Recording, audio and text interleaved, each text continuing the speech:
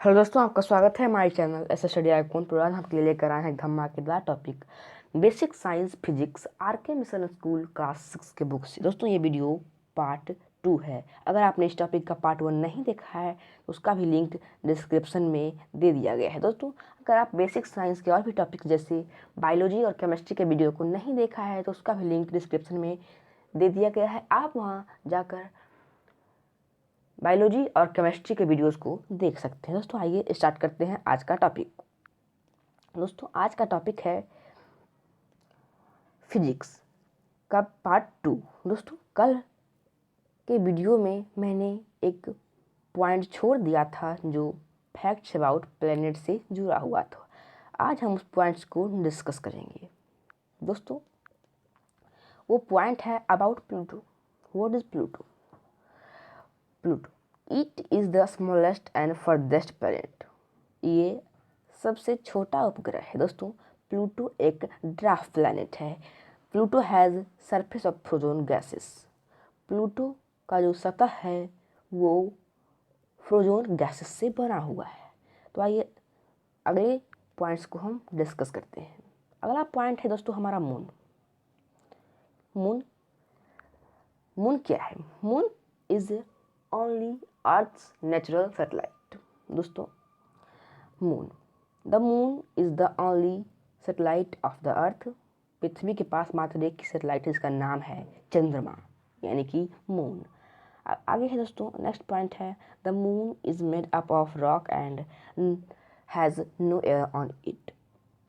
चंद्रमा पत्थरों से मिलकर बना हुआ है और इस पर कोई भी एयर नहीं है। आगे है the moon does not have any light on its own.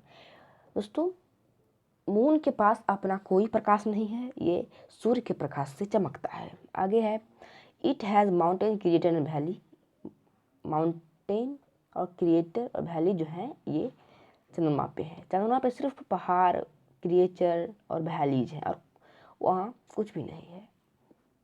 आगे है there is no atmosphere on the moon. चंद्रमा पर कोई वातावरण नहीं है। जैसे कि पृथ्वी पे वातावरण है, एटमॉस्फेयर है, बट चंद्रमा पे कोई एटमॉस्फेयर नहीं है। आगे है the moon is lit up by the sun but as the moon circle the earth the shape of the lit portion always change. दोस्तों सूरज के पास कोई अपना प्रकाश नहीं है, ये सूर्य के प्रकाश से चमकता है। दोस्तों ये अपना चमकीला हिस्सा का जो शेप है वो बदलता रहता है।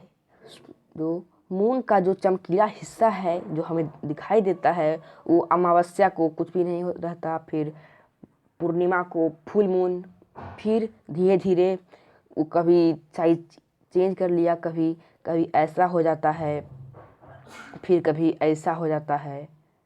बहुत सारे जो शेप हैं वो मून चेंज करता रहता है। अगला है दोस्तों इक्लिप्सिस। What is Eclipse? दोस्तों आइए हम डिस्कस करते हैं। Some time the sun, moon and earth come all in the straight line.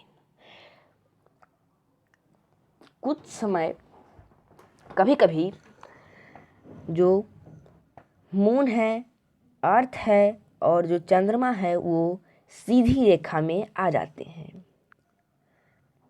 Eight time the earth comes between the moon and the sun at other. The moon comes between the sun and the earth.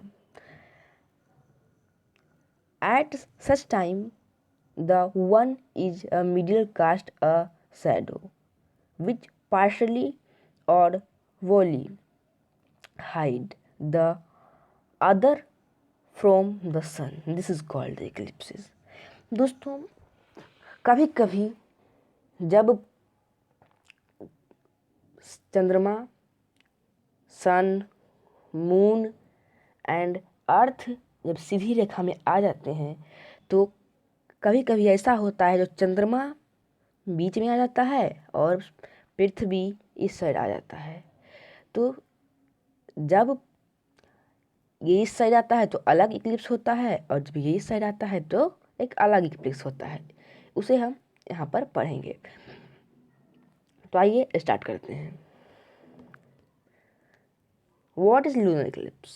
When the earth comes between the sun and the moon, it's block at the sunlight from reaching the moon and create a shadow. This is called lunar eclipse. जब पृथ्वी चंद्रमा और moon के बीच आ जाता है और सूर्य के प्रकाश को रोक देता है, जैसे कि ये सन है, इससे प्रकाश निकल रहा है और यहाँ पर कभी कभी पृथ्वी आ जाता है और यहाँ चांद होता है। तो पृथ्वी प्रकाश को, सूरज से आने वाले प्रकाश को रोक देता है और चंद्रमा पे पहुँचने नहीं देता है, तो चंद्रमा पे शैडो हो जाता है। उसे ही लूनर इक्लिप्स कहते हैं। This is called lunar Eclipse. यही लूनर इक्लिप्स है, solar Eclipse. When the moon come between the earth and the sun, it block the sunlight to an extent and cast shadow on the earth. This is solar eclipse. जब चंद्रमा पृथ्वी और सूर्य के बीच आ जाता है तब solar Eclipse होता है। दोस्तों, इसे याद करने का एक सिंपल ट्रिक है। बस आप इसे ये याद कर लीजिए कि जब चंद्रमा पृथ्वी और सन के बीच आ जाएगा तो सोलर इक्लिप्स होगा, और जब पृथ्वी चांद और सूर्य के बीच आ जाएगा तो लूनर इक्लिप्स होगा। तो यही इसमें कह रहा है दोस्तों, सेम कंडीशन होता है कि यहाँ सन है और इसके बीच में मून आ जाता है और यहाँ पर अर्थ। सूरज से निकलने वाले प्रकाश को मून रोक लेता है और पृथ्वी पे शैडो बन जाता है। यही सोलर इक्लिप्स है। तो आइए दोस्तों आगे हम डिस्कस करते हैं। आगे हमारा टॉपिक है फोर्स एंड एनर्जी। तो आइए स्टार्ट करते हैं। कुछ पॉइंट्स दिए गए हैं जिसे हम पढ़ेंगे और समझेंगे। A force is a push और पुल acting on an object.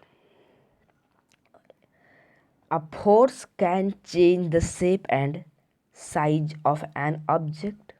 A force can slow down or stop a moving object. There are different types of force such as gravitational, electrostatics, and magnetic force. Friction is useful as well as harmful. दोस्तों, बहुत प्रकार के force हैं, जैसे कि हो गया gravitational, electrostatics and magnetic force. दोस्तों, फोर्स जो है किसी वस्तु को रोक भी सकता है, उसे पुल भी कर सकता है और भी बहुत कुछ कर। फोर्स से हम किसी वस्तु को रोक सकते हैं, किसी वस्तु को ठेल सकते हैं, किसी वस्तु का शेप और साइज को भी हम चेंज कर सकते हैं। जैसे कि लोहा को पे दबाव डाल डाल के हम उसे चिपटा बना सकते हैं। जैसे कि आप लोहा की दुकान पर देखते होंगे कि लोहा पे हथौड़ा मार मार के उसे चिपटा बना दिया जाता है, उसे एक शेप दे दिया जाता है। Friction is useful as well as harmful. Friction उपयोगी भी है और हानिकारक भी। तो आइए आगे हम डिस्कस करते हैं। Work and energy. What is work and energy? आइए डिस्कस करते हैं। कुछ पॉइंट्स यहाँ पर भी दिए गए हैं। Energy is a ability to do work. ऊर्जा हमें एबिलिटी देता है, हमें ताकत देता है काम करने का। आगे है work is said to be done when a force act on a body and caused is to move in different direction of the force. Energy can be different type. Example, mechanical energy, heat energy, light energy, sound energy, electric energy and magnetic energy. दोस्तों, work is said to be done when a force act on the body are caused to move in direction and to of the force। दोस्तों, किसी काम को करने के लिए हमें ऊर्जा की आवश्यकता पड़ती है। जब हमारे शरीर में ऊर्जा होता है, जब किसी में ऊर्जा होता है तो ही तभी वो किसी डायरेक्शन में मूव कर सकता है। आगे है कि एनर्जी बहुत प्रकार के होते हैं। Mechanical energy, heat energy, light energy, sound energy, electric energy and magnetic energy. दोस्तों, आज के लिए बस इतना ही। अगले वीडियो में हम फिर मिलेंगे इस वीडियो का पार्ट 3 लेकर, जिसमें हम बताएंगे आपको सिंपल मशीन। अगर आपको वीडियो अच्छा लगा तो प्लीज़ इस वीडियो को लाइक कीजिए और हमारे चैनल को सब्सक्राइब कीजिए। Thanks for watching video.